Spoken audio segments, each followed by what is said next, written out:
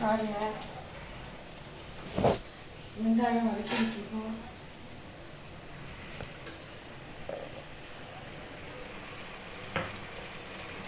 வெங்காயம் வதக்கிட்டு இருக்கோம்.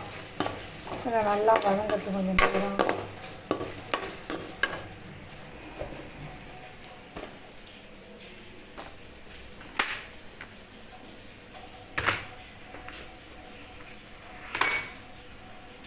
கொஞ்சம் நேரம் வெங்காயம் வதங்கட்டும்.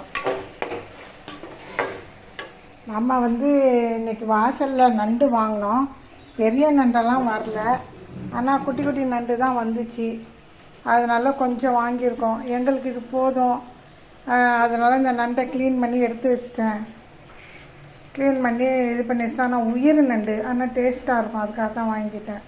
இது போதும். அதனால் இப்போ நான் உங்களுக்கு நண்டு மசாலா வச்சு காட்டுறேன். நீங்களும் சிம்பிளாக சமைச்சே சாப்பிடுங்க, அதுவே போதும். நிறைய சமைச்சி நிறைய வேஸ்ட்டு பண்ணி அது தேவையில்லை.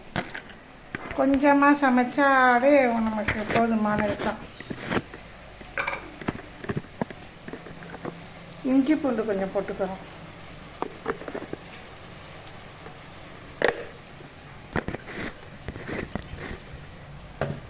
இஞ்சி பூண்டு போட்டு வதக்கிறோம்.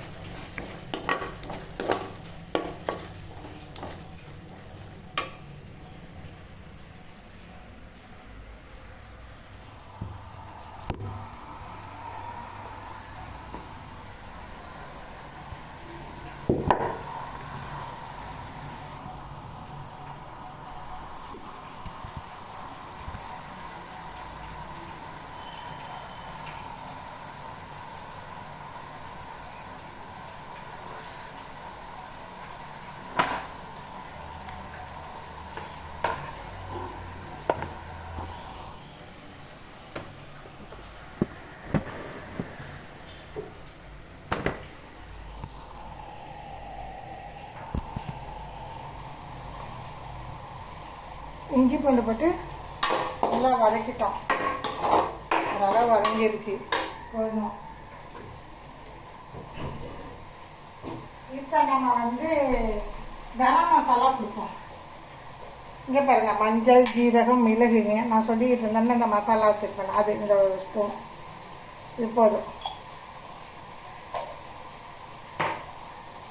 இங்கே பாருங்கள், மஞ்சள் தூள், அது போதும், போதும்.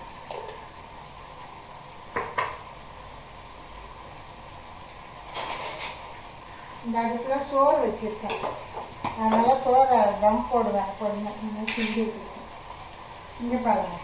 இங்கே பாருங்கள் கொஞ்சம் பாபா மசாலா தூள் கொஞ்சம் போட்டுக்கிட்டேன். பாபா மசாலா தூள் திக்காக இருக்கும். எனக்கு அது ரொம்ப வேஸ்ட் பண்ண பிடிக்காது. அதனால கொஞ்சமாக போட்டுக்கிட்டேன்.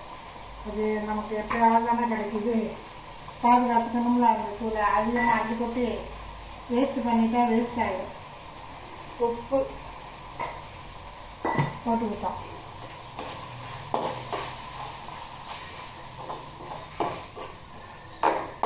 இன்னும் கொஞ்சம் மசாலா போட்டுக்கலாமா? இன்னும் கொஞ்சம் பாபா மசாலா போட்டுக்கிறேன். பாபா மசாலா இன்னும் கொஞ்சம் போட்டுக்கிறேன்.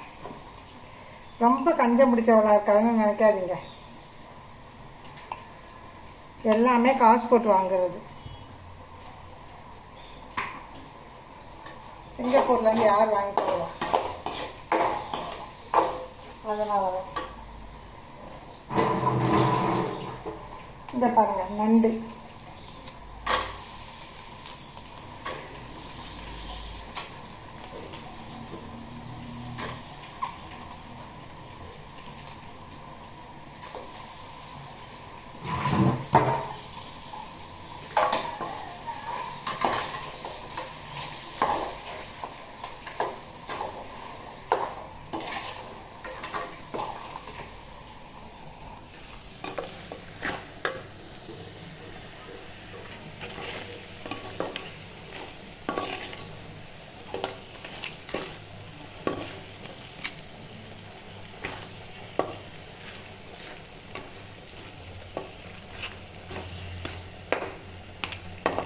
நண்டை போட்டுக்கிறோம். கொஞ்சம் நேரம் நண்டு வேகட்டும்.